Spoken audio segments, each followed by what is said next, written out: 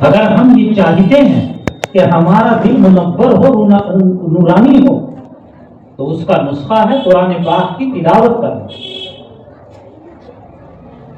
ہاں، جسم کے لیے ایک روح ہے، جب تک وہ روح جسم کے اندر رہتی ہے جسم زندہ ہے۔ ایسے ہی یاد رکھیے بزرگوں، دل کی بھی ایک روح ہے، اور دل کی روح کا نام ہے قرآن پاک۔ یہ دل کی روح ہے۔ قرآن پاک کو باقاعدہ روح بھی کہا گیا ہے۔ یہ اللہ کا کلام ہے، یہ اللہ کی ذات سے نکل کر آیا ہے۔ اگر ہم یہ چاہتے ہیں کہ ہمارا دل زندہ رہے تو اس کا یہی نسخہ ہے۔ نسخہ کیا ہے؟ قرآن۔ اب میں یہاں ایک اور بات عرض کروں۔ دیکھیے، دل کی بیماری بڑی ہوتی ہے اور جسم کی بیماری چھوٹی۔ تو جب قرآن دل کی بیماری کے لیے شفا ہے تو جسمانی بیماریوں کے لیے بدرجے اولا شفا ہے۔ آپ کو دلیل دوں میں، حدیث پاک میں آیا کہ حضرت ابو سعید خدری رضی اللہ تعالی عنہ کا قافلہ ایک جگہ جا رہا تھا۔ اب ان کے پاس کھانے کے لیے کچھ نہیں تھا۔ ایک قبیلہ گاؤں نظر آیا، انہوں نے ان گاؤں والوں سے، قبیلے والوں سے یہ کہا کہ بھائی ہم اتنے ساتھی ہیں، آپ ہمیں کھانا کھلا دو۔ اس زمانے میں ہوٹل نہیں تھے، کھانا ان کا ختم ہو گیا۔ گاؤں کے لوگ انتہائی سیانے، وہ کہنے لگے کہ ہم تمہیں کھانا نہیں دیں گے۔ انہوں نے گاؤں کے باہر اپنے خیمے لگائے اور بیچارے وہاں رک گئے بھوکے پیاسے۔ رات کو اتفاق کی بات، وہ جو قبیلے کا سردار تھا اسے کسی زہریلی چیز نے ڈس لیا، کاٹ لیا۔ اب ان کے پاس میں جتنی دوائیاں تھیں، جتنے وید اور حکیم تھے، ساری کوشش کر لی، لیکن وہ جو سردار تھا اس کی حالت بگڑتی چلی جا رہی تھی، صحیح نہیں تھی۔ تو کچھ لوگوں نے قبیلے کے یہ کہا کہ یہ جو پاس میں آگے رکے ہوئے لوگ ہیں، دیکھنے میں بڑے اچھے لگ رہے ہیں، ذرا دیکھ لو ان میں سے کوئی دم وغیرہ کر سکتا ہے۔ اب مرتے ہوئے تو تنکے کا سہارا۔ بس وہ قبیلے کے سردار کے جو بیٹے وغیرہ تھے وہ بھاگے بھاگے آئے تو حضرت ابو سعید خدری رضی اللہ تعالیٰ عنہ سے ملاقات ہو گئی۔ کہنے لگے کہ جی ایسے ایسے قبیلے کے سردار کو کسی زہریلی چیز نے کاٹ لیا، ہم نے سب کوششیں کر لی لیکن سب بیکار، ناکام ہیں، کیا آپ دم کر سکتے ہیں؟ حضرت ابو سعید خدری نے فرمایا کہ ہاں میں دم کر سکتا ہوں۔ آپ نوٹ کر رہے ہیں میری بات؟ میں کیا کر سکتا ہوں؟ دم ہے میرے پاس۔ کہا کہ جی چلیے کریے۔ کہا کہ جب ہم تم سے ایک وقت کا کھانے کے لیے گئے، تم نے ہماری بات نہیں مانی، تو اب ہم دم بھی بغیر پیسے کے نہیں کرتے، پہلے طے کر لو دو گے کیا۔ اب مرتا کیا نہ کرتا۔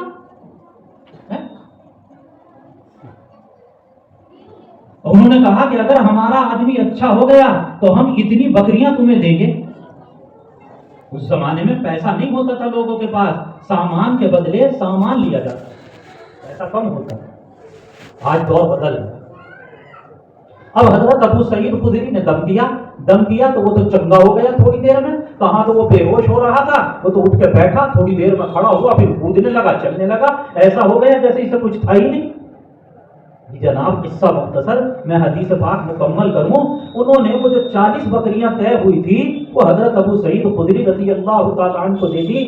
آپ اپنے ڈنڈا لے کر 40 بکریوں کو ہانکتے ہوئے اپنے پڑاؤ پر آ گئے تو اب ساتھیوں میں ہو گیا اختلاف۔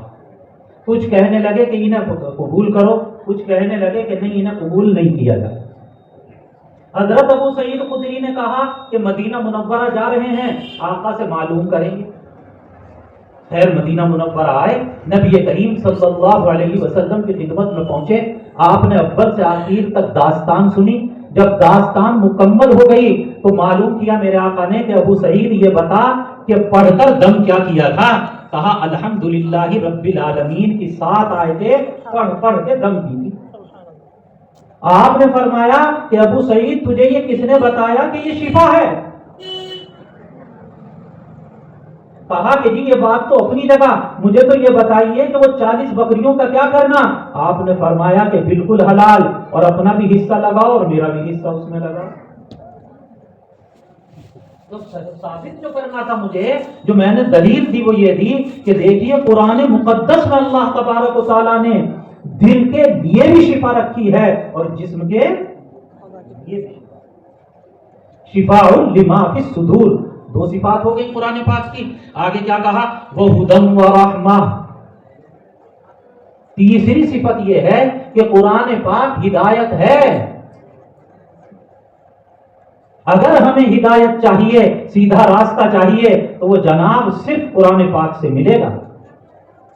قرآن کے علاوہ اگر کوئی ہدایت تلاش کرے گا تو خدا پاک کی قسم اس کو ہدایت نہیں ملے گی۔ یہ ہے ہدن، قرآن پاک ہدایت والا ہے، سیدھا راستہ دکھانے والا۔ بلکہ بلا مبالغہ کہہ کے جا رہا ہوں کہ آج دنیا کے اندر تورات بھی موجود ہے، انجیل بھی موجود ہے، زبور بھی موجود ہے، لیکن اپنے اصل صورت پر، اصل صورت دنیا میں کوئی کتاب نہیں، صرف قرآن موجود ہے۔ یہ میں نہیں، آپ عیسائیوں کے پاس جائیے، کہا کہ جو عیسیٰ پر قرآن انجیل نازل ہوئی وہ یہی انجیل ہے، کہیں گے نہیں یہ انجیل وہ نہیں ہے، یہ تو انجیل اس کا ترجمہ۔ تو اوریجنل مال، پیور مال، اوریجنل مال خدا پاک کی قسم اے مسلمانوں صرف اور صرف تمہارے پاس۔ ورنہ آج پوری دنیا کے اندر کسی کے پاس پیور اوریجنل کتاب نہیں۔ خدن یہ ہدایت، اور چوتھی صفت ذکر کی رحمت، کہ یہ مومنین کے لیے رحمت ہے۔ دیکھیے ہدایت کا تعلق دنیا سے ہے اور رحمت کا تعلق آخرت سے۔ کیا پتہ چلا؟ پتہ یہ چلا کہ جو یہ چاہتا ہے کہ میرے اوپر قیامت کے دن رحمت ہو، تو ہم سب چاہتے ہیں کہ قیامت کے دن میرے اوپر رحمت ہو، میں رحمت کا مستحق بنوں، اس کے لیے ضروری ہے کہ وہ دنیا میں قرآن پاک کے مطابق عمل کرے۔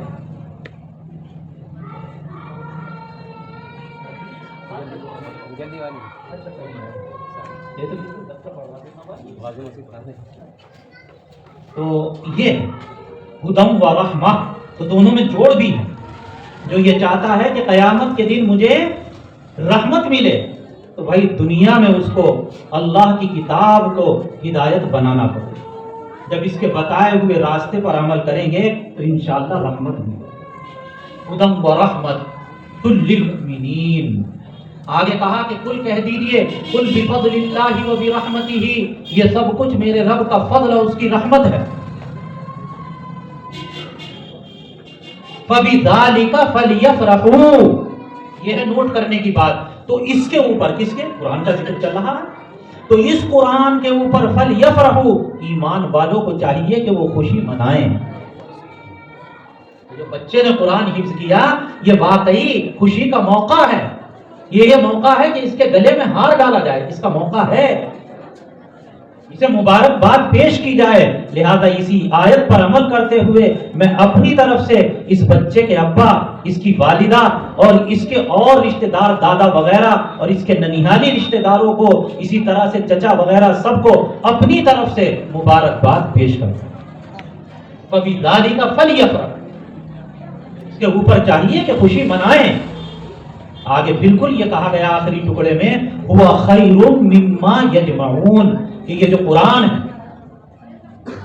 یہ جو کیا ہے؟ قرآن ہے، یہ بہتر ہے ان تمام چیزوں سے جو تم جمع اور اکٹھا کر کے رکھتے ہیں۔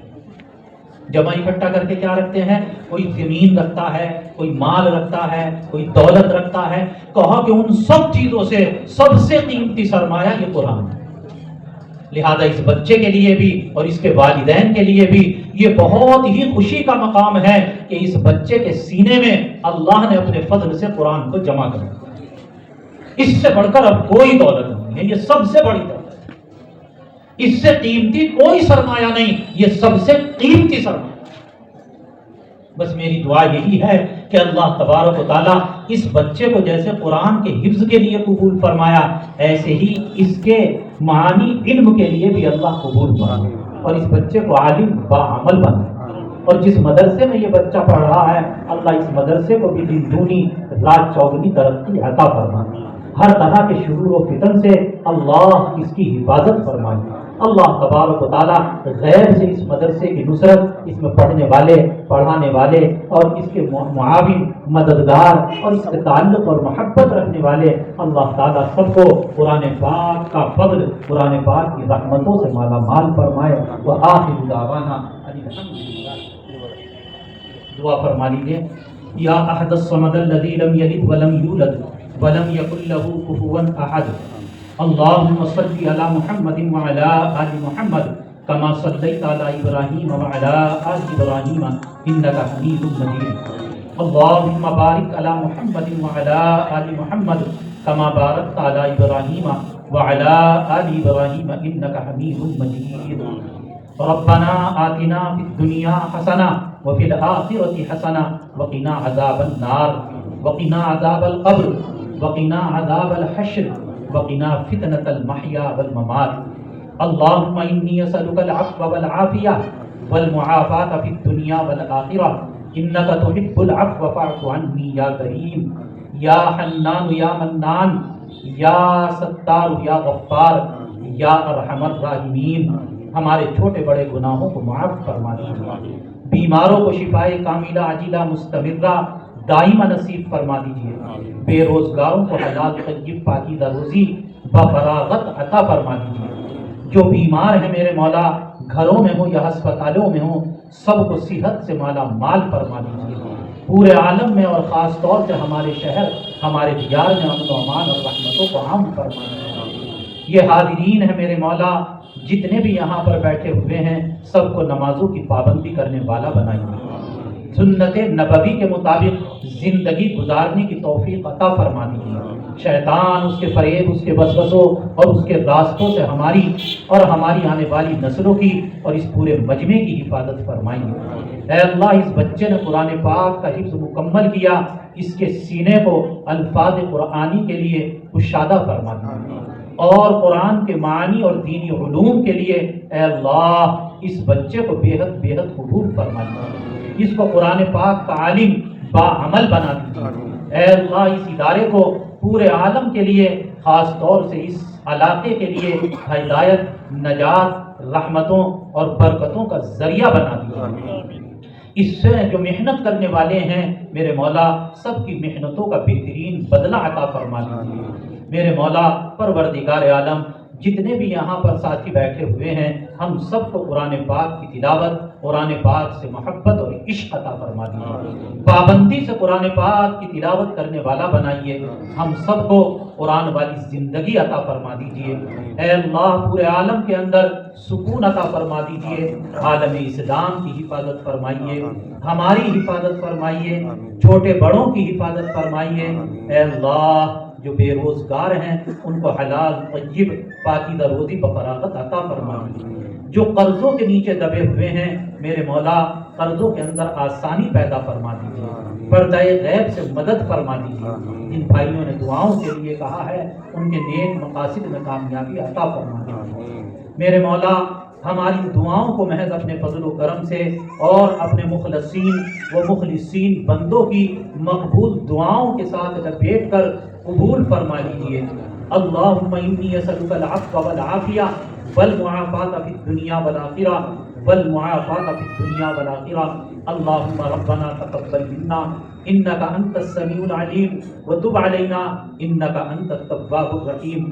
اللہم صل وسلم دائما ابدا علی حبیبک خیر الخلق کلہم سبحان ربک رب العزة عما یصفون وسلام علی المرسلین والحمد للہ۔